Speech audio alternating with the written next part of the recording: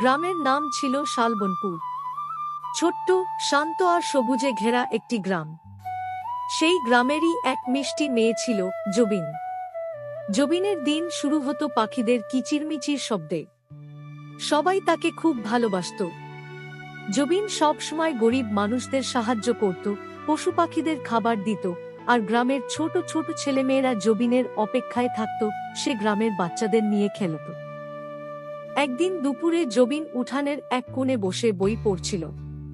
হঠাৎ সে দেখল ছোট্ট একটি পিঁপড়া পানির মধ্যে পড়ে ছট করছে। জবিন তাড়াতাড়ি একটি শুকনো পাতা এনে পিঁপড়াটিকে বাঁচিয়ে দিল। জবিন মুচকি হেসে বলল, ছোট্ট প্রাণ, ভয় পেও না। পিঁপড়াটি যেন কৃতজ্ঞ চোখে তার দিকে তাকিয়ে রইল। সেদিনের পর থেকে অদ্ভুত কিছু ঘটনা ঘটতে লাগল। জবিন যেখানে যেত, পিঁপড়াটিও যেন তার আশেপাশেই থাকত। কখনো বইয়ের উপর, কখনো ফুলের টবে, আবার কখনো জানালার পাশে।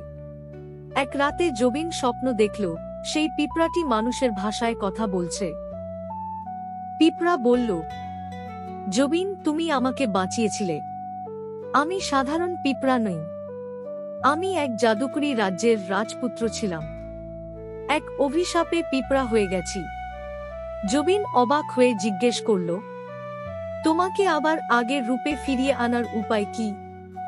পিঁপড়া ধীরে বলল, যদি কেউ সত্যিকারের ভালোবাসা দিয়ে আমাকে গ্রহণ করে, তাহলে অভিশাপ ভেঙে যাবে।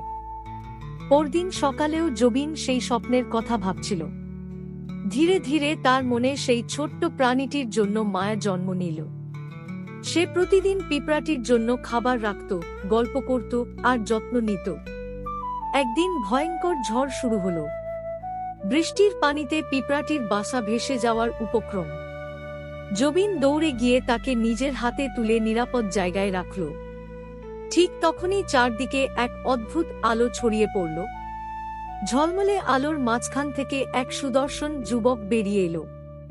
জবিন ভয় পেয়ে পিছিয়ে গেল।